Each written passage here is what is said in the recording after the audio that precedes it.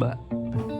Di sini kan Moreno dari Universitas Atmajaya tahun 2022 Prodi Ilkom dengan nilai PM 22,908 dalam pengerjaan ujian akhir semester kedua ini, saya akan menjelaskan tentang makna perkawinan dan pengertian berpacaran.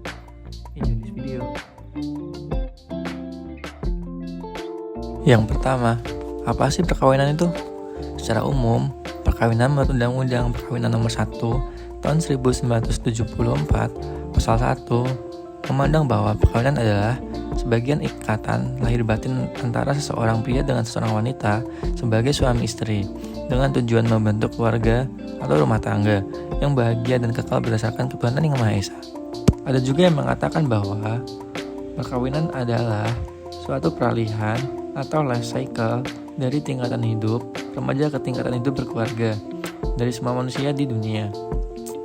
Dipandang dari sudut pandang kebudayaan manusia, makna perkawinan merupakan pengatur tingkah laku manusia yang bersangkut paut dengan kehidupan seksnya, yaitu kelakuan seks dan hubungan seksual. Selain sebagai pengatur kelakuan seksnya, perkawinan juga mempunyai berbagai fungsi dari kehidupan kebudayaan dan masyarakat manusia. Dan ada juga yang mengatakan bahwa perkawinan adalah hubungan permanen antara dua orang yang diakui sah oleh masyarakat yang berdasarkan atas peraturan perkawinan yang berlaku. Bentuk perkawinan tergantung budaya setempat, bisa berbeda-beda dan tujuannya bisa berbeda-beda juga. Tapi umumnya, perkawinan itu eksklusif dan mengenal konsep perselingkuhan sebagai pelanggaran terhadap perkawinan. Perkawinan umumnya dijalani dengan maksud untuk membentuk keluarga.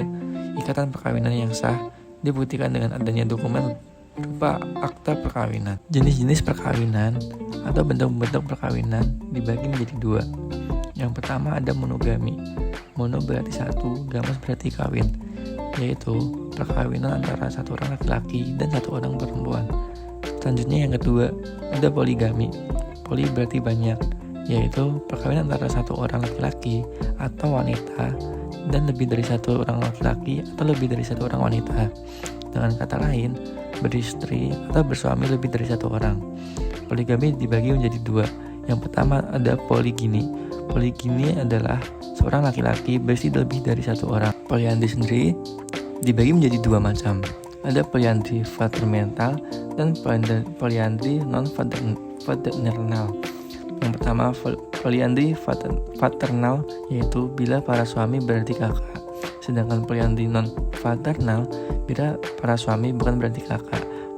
Poliandri antara lain terdapat pada orang Eskimo, Maksanes, Toda di India Selatan dan beberapa bangsa di Afrika Timur. Tujuan perkawinan menurut Islam antara lain yang pertama, melaksanakan sunnah Rasul. Tujuan utama perkawinan dalam Islam ialah menjauhkan diri dari perbuatan maksiat. Sebagai seorang muslim, kita memiliki panutan dalam menjalankan kehidupan sehari-hari. Alangkah baiknya kita bisa meniru yang diajarkan oleh Nabi Muhammad SAW. Salah satunya menjalankan pernikahan dengan niat yang baik. Yang kedua, ada menyempurnakan agama.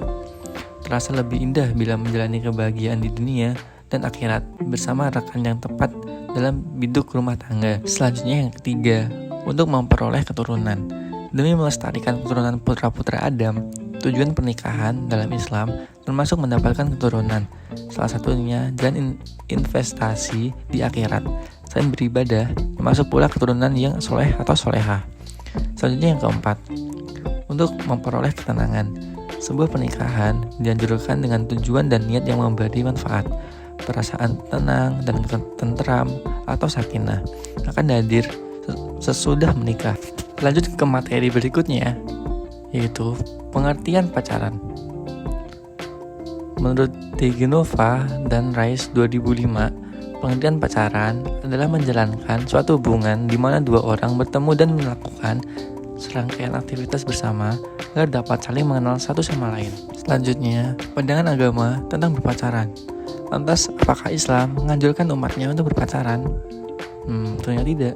Sebagaimana diketahui, Nabi Muhammad SAW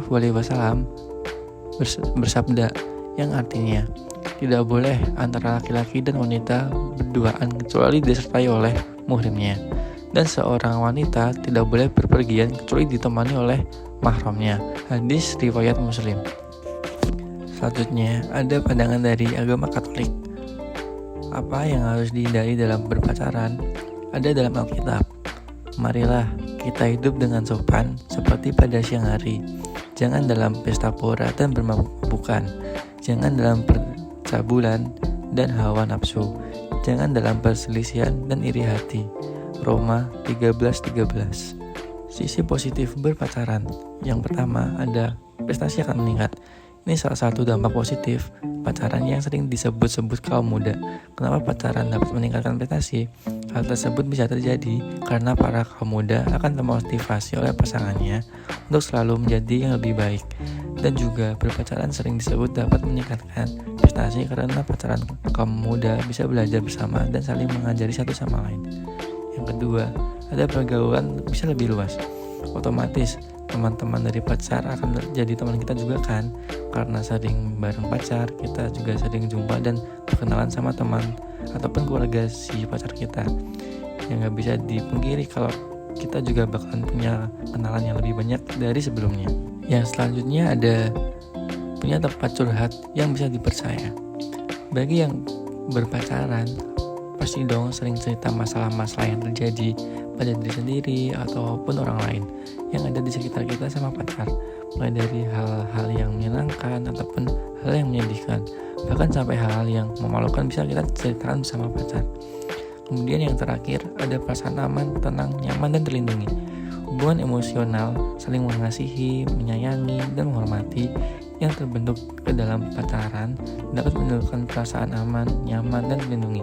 Perasaan seperti ini dapat dalam kadar tertentu dalam membuat seseorang menjadi bahagia atau menikmati hidupnya.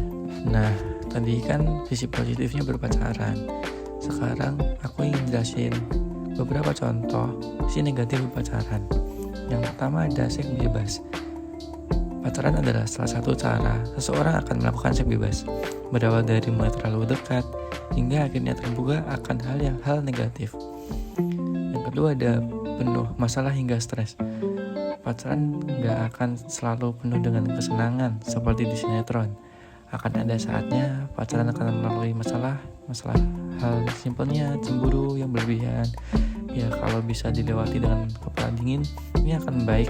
Hanya saja jika sebaliknya seseorang bisa menjadi stres karena terlalu memikirkan hal-hal yang gak penting. Yang selanjutnya yang ketiga ada hidup boros. Nah biasanya terjadi kepada kaum pria nih yang sering kemana-mana bayarin ceweknya makan, bayarin ceweknya beli skincare, beli ini itu. Nah pasti akan kerasa jika kita memakan banyak uang kepada pacar kita. Yang terakhir, prestasi akan menurun. Mungkin ini akan jadi sama kaum muda yang lupa akan tugas utamanya untuk belajar. Karena pacaran ini telah terjadi jika dia lebih memayoritaskan pacarnya daripada belajar. Yang dulunya juara kelas bisa jadi murid teladan, bisa jadi murid kesayangan guru, akan hilang akibat pacaran.